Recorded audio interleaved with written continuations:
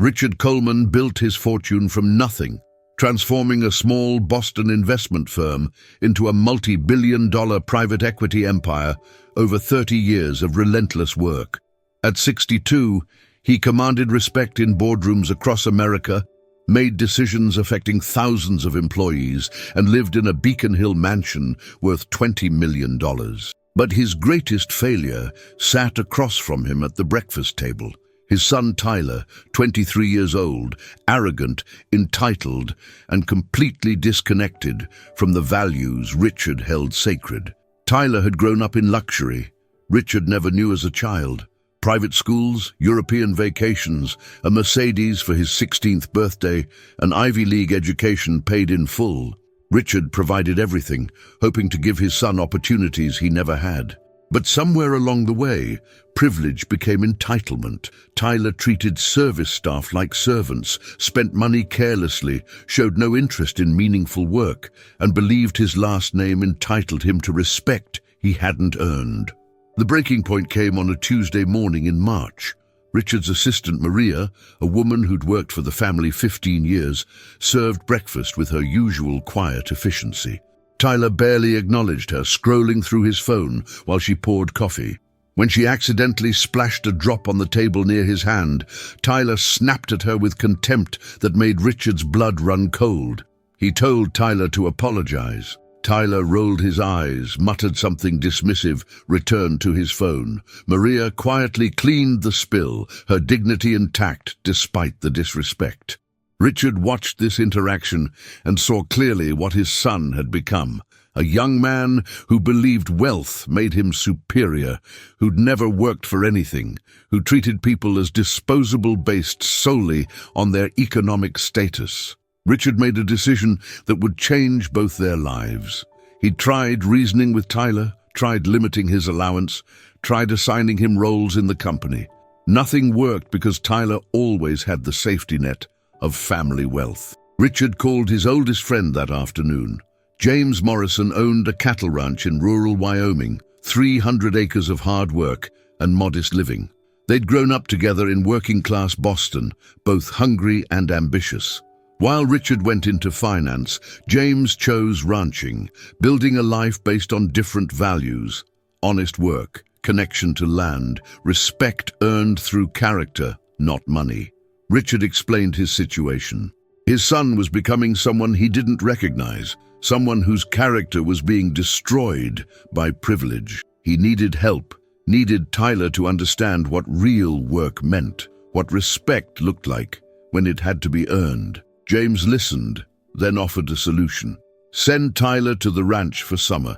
3 months of hard physical labor, basic living conditions, no special treatment. Tyler would work alongside ranch hands, care for cattle, fix fences, earn his keep through sweat and effort. Either he'd learn humility or he'd quit.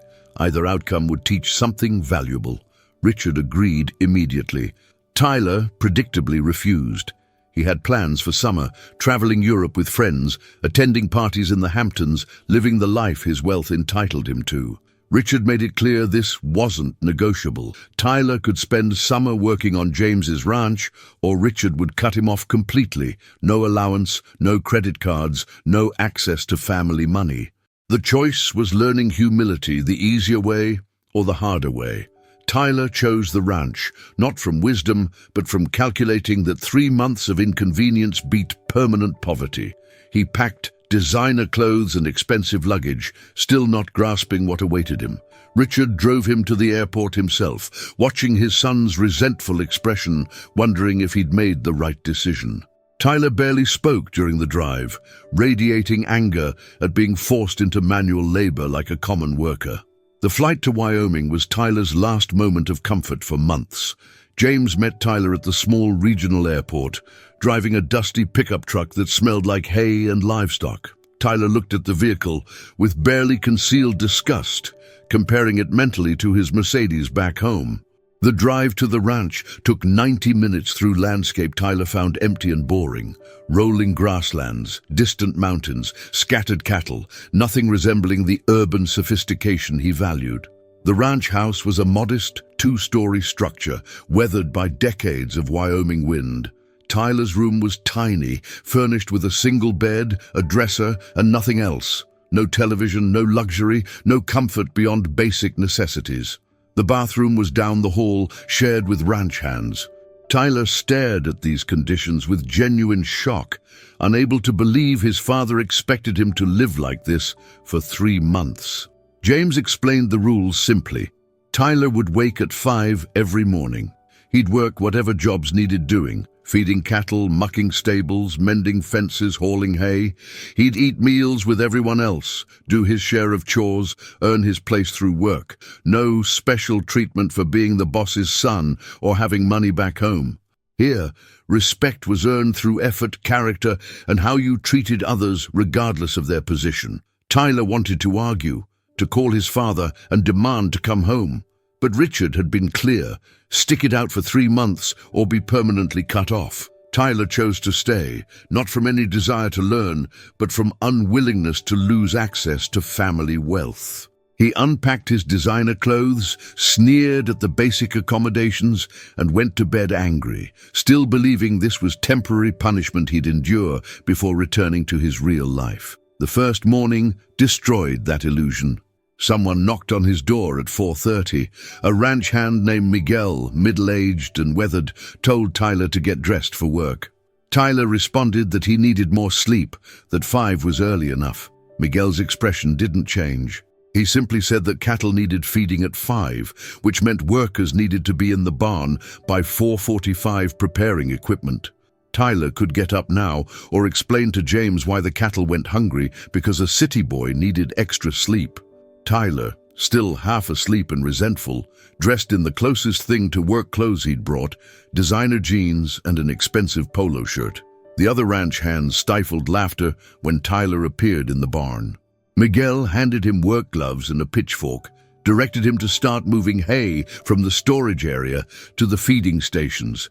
The physical labor was immediately brutal for someone whose hardest work previously was carrying shopping bags. Within 30 minutes, Tyler's expensive clothes were covered in hay dust and dirt.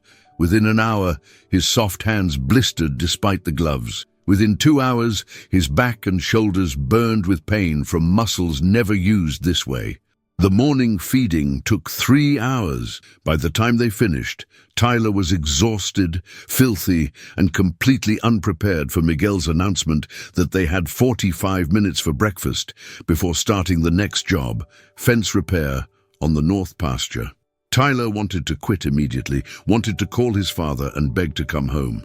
But pride and the threat of being cut off kept him silent. He ate breakfast mechanically, too tired to taste the simple food, too proud to show weakness in front of men he still considered beneath him socially. The fence repair was even harder than morning feeding. Posts needed replacing where winter weather had damaged them. This meant digging holes in hard Wyoming soil, mixing concrete, setting posts, stringing wire. Tyler's soft hands, already blistered from morning work, began bleeding through the gloves. His back screamed. His legs shook. The sun beat down mercilessly.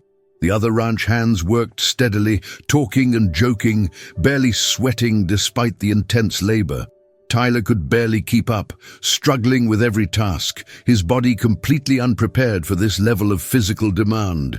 Nobody mocked him directly, but Tyler felt their awareness of his weakness. These men did this work every day, had done it for years, their bodies hardened by constant physical labor. They saw clearly that Tyler was soft, privileged, unprepared. Miguel occasionally corrected Tyler's technique, showed him better ways to use tools, but offered no sympathy for his obvious suffering. This was the job. Either Tyler could do it or he couldn't. Complaining changed nothing. The first week was pure agony. Tyler's body hurt constantly, his hands covered in blisters and calluses forming, his muscles sore in places he didn't know existed. He fell into bed each night at 8, too exhausted to do anything but sleep. His designer clothes were ruined within days. James gave him actual work clothes, durable jeans, plain shirts, practical boots. Tyler wore them without comment, too tired to care about fashion anymore. His attitude remained defensive. He did the work because he had to, but he didn't interact with the other ranch hands beyond what was necessary. He ate meals silently, kept to himself, maintained emotional distance from people he still considered his social inferiors. He was enduring this experience, not embracing it, counting down the days until he could return to his real life in Boston. The second week brought a small shift. His body began adapting to the physical demands.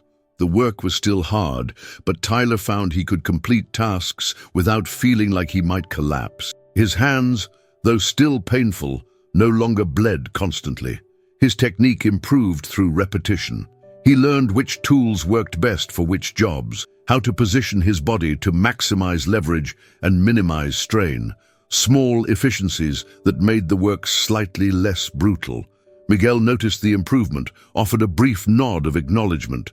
Tyler felt unexpected satisfaction at this small recognition, though he wouldn't have admitted it.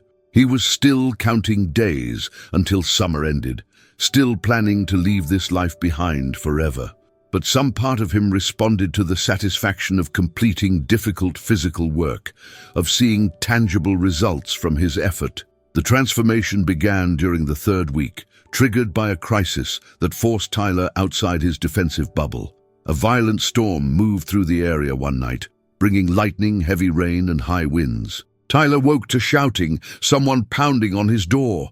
One of the barns had been struck by lightning, had caught fire. Every available person needed to help move cattle to safety and control the blaze before it spread. Tyler ran outside in his work clothes, joining the organized chaos. Ranch hands were moving with practiced efficiency, each person knowing their role. Miguel directed Tyler to help move terrified cattle from the burning barn to a safe pasture. The animals were panicked, difficult to control, dangerous in their fear. Tyler had never been this close to cattle before, had no experience managing frightened livestock, but there was no time for hesitation or fear. The barn was burning. The animals would die if not moved immediately. He worked alongside Miguel and the others, using his body to guide cattle toward safety, pushing through his own fear of the massive animals. At one point, a cow separated from the herd, running back toward the burning barn. Tyler ran after it without thinking, managed to turn it back toward the group. Miguel shouted approval, the first unqualified praise Tyler had received since arriving. They worked for 3 hours in the rain and smoke, eventually getting all the cattle to safety and containing the fire to one barn. Standing afterward in the rain, exhausted and filthy, Tyler felt something new. He'd contributed meaningfully in a real crisis. Not because of his name or his family's money, but because he'd been physically present, willing to work hard, capable of helping. The other ranch hands clapped his shoulder, included him in their relief that the crisis was managed. For the first time since arriving, Tyler felt like part of the team rather than an outsider serving time. Something shifted in him that night. He started paying attention to the other ranch hands during meals, listening to their conversations, rather than maintaining defensive silence. He learned their stories. Miguel had worked ranches his entire adult life, sending money home to family in Mexico while living modestly himself. Sarah, one of 2 women on the crew, had left an abusive marriage and rebuilt her life through ranch work that demanded nothing but honest effort. Tom, the oldest hand at 60, had been working this ranch 40 years, had taught James Morrison much of what he knew about cattle and land management. These weren't simple people living small lives as Tyler had assumed. They were individuals with rich experiences, complicated histories, deep knowledge in their fields. Miguel understood cattle behavior better than any academic Tyler had met. Sarah could diagnose equipment problems by sound, fixing complex machinery with intuition built from years of experience.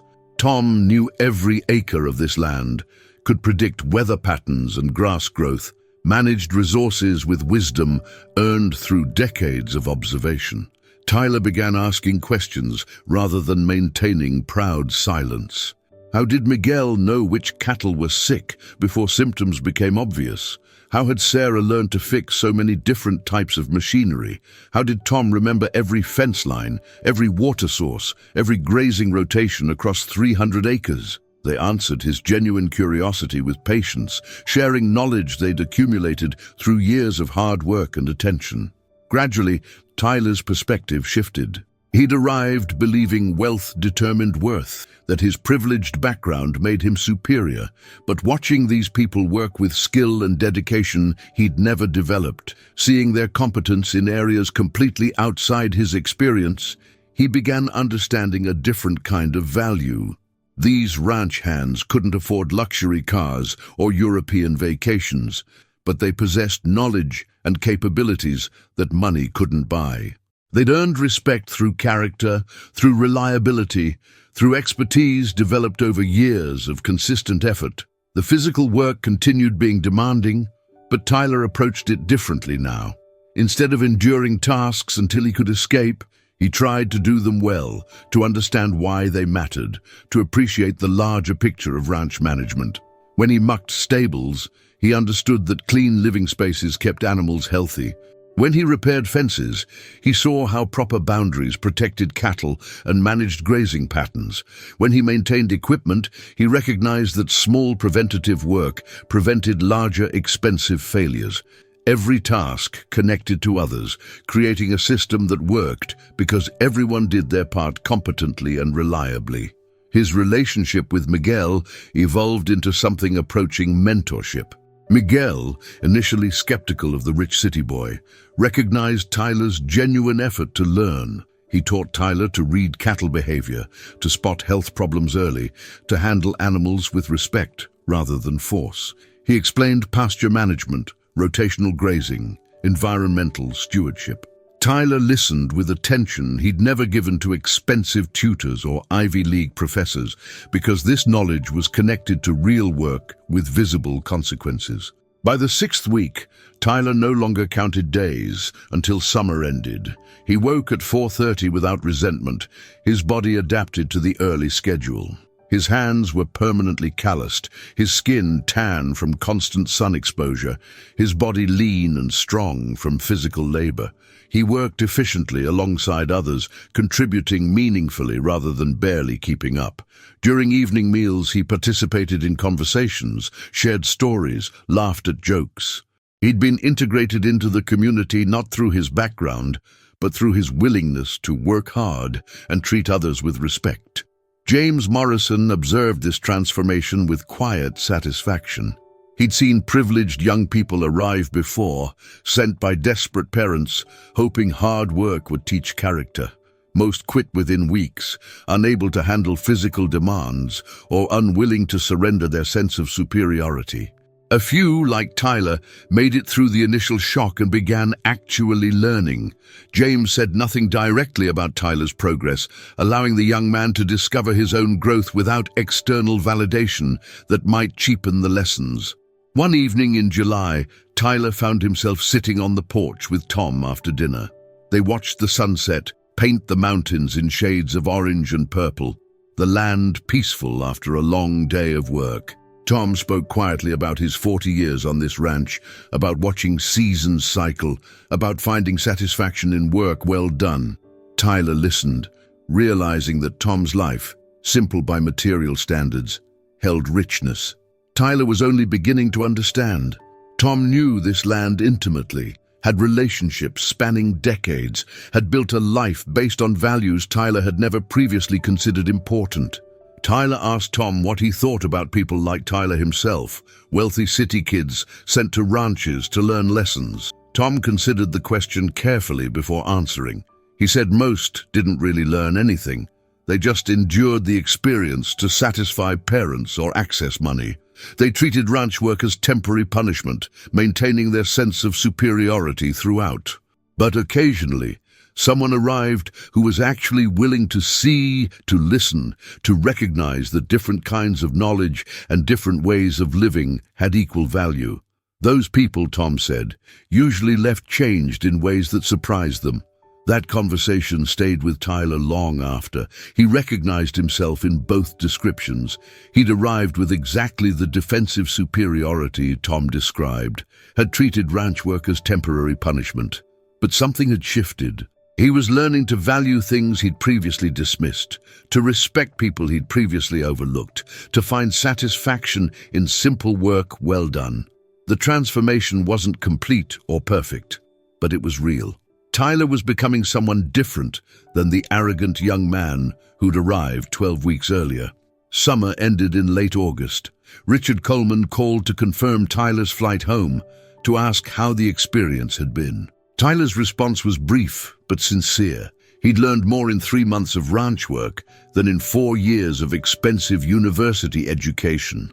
Richard heard something different in his son's voice, a quality he couldn't quite identify, but that suggested real change. He told Tyler he'd pick him up at the airport personally, that he looked forward to seeing him. Tyler's last day at the ranch was harder than he expected. He'd arrived counting down days until he could leave. Now he felt unexpected sadness about departing. He'd built friendships here, learned valuable skills, discovered parts of himself he hadn't known existed. The other ranch hands gathered for a farewell dinner, sharing stories and laughter, presenting Tyler with a well-used work hat that symbolized his acceptance into their community. Miguel shook his hand with genuine warmth, told him he'd become a good hand, that he was welcome back any time. Sarah hugged him, said she'd seen real growth in him. Tom nodded with quiet approval, his highest form of praise. James drove Tyler to the airport, the same route they'd traveled 3 months earlier, but everything felt different. James spoke carefully, telling Tyler that he'd done good work, that Richard would be proud.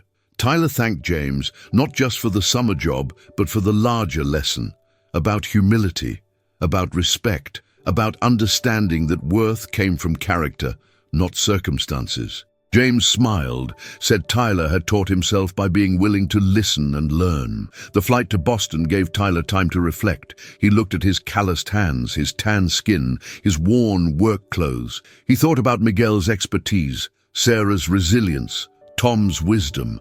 He considered how completely his perspective had shifted on what mattered, what deserved respect, who had value. He wasn't sure how to integrate these lessons into his old life, into the wealthy Boston world waiting for him. But he knew he'd been fundamentally changed. He couldn't return to the careless arrogance he'd carried before.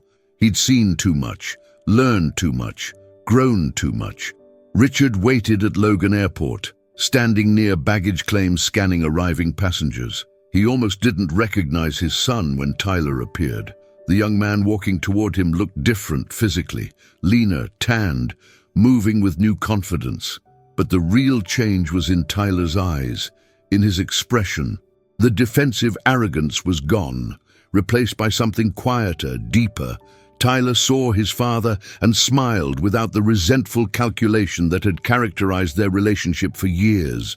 They stood facing each other, both uncertain how to bridge 3 months of separation and transformation. Richard looked at his son, seeing changes that went far beyond physical appearance. Tyler carried himself differently, with earned confidence rather than entitled arrogance. His clothes were simple workwear, his hands visibly calloused, his whole presence suggesting someone who'd done hard physical labor for months. But the deepest change was in Tyler's eyes, in the way he looked at his father, with understanding and respect rather than resentment and entitlement. Richard struggled to speak, emotions overwhelming him unexpectedly. He'd sent his son away hoping for change, but facing the reality of transformation, he felt the weight of what he'd almost lost. If he'd continued enabling Tyler's behavior, if he'd kept protecting his son from consequences, Tyler would have become irredeemably arrogant, entitled, disconnected from values Richard held sacred. The young man before him now showed genuine character, real growth, fundamental change that justified the difficult decision Richard had made. Tyler saw his father's emotional response, understood for the first time the burden Richard carried, building a fortune while trying to raise a son who wouldn't be destroyed by wealth. Tyler had resented his father's strictness, had seen discipline as cruelty, Now he understood it as love expressed through difficult choices meant to protect Tyler from his own worst instincts. Richard had sent him to Wyoming not as punishment but as salvation, recognizing that privilege was poisoning his son's character and taking drastic action to intervene. They embraced in the airport terminal, both men crying unashamedly. Other travelers glanced at them curiously, but the Colemans didn't notice. Father and son held each other, communicating without words all the fear, hope, relief, and love that had defined their relationship through this transformative summer. Richard had gambled everything on this intervention, had risked his relationship with his only child to save that child from becoming someone terrible. Tyler had resisted, then gradually surrendered, then finally embraced the lessons Wyoming taught. Both men understood, standing together in that moment, that their relationship had been fundamentally healed by Tyler's willingness to learn and grow. They drove home together, Tyler telling stories from the ranch, the lightning fire, learning from Miguel, conversations with Tom, the satisfaction of hard work completed well. Richard listened, asking questions, marveling at the maturity in his son's voice. Tyler described ranch hands not as simple workers, but as skilled professionals, as people with valuable knowledge, as individuals deserving deep respect. Richard recognized that Tyler had learned the exact lesson he'd hoped for, that worth came from character and effort, not from wealth or background, that every person had dignity regardless of their economic circumstances. Back at the Beacon Hill mansion, Tyler looked at his childhood home with new eyes. The luxury that had seemed normal now appeared excessive, almost embarrassing. The house that had felt like his due now seemed like ridiculous indulgence compared to the modest ranch house where he'd lived for 3 months. Tyler wasn't rejecting wealth entirely, but he saw it differently now, as responsibility rather than entitlement, as something to be managed thoughtfully rather than spent carelessly, as opportunity to do meaningful work rather than excuse for doing nothing. The transformation continued over the following months.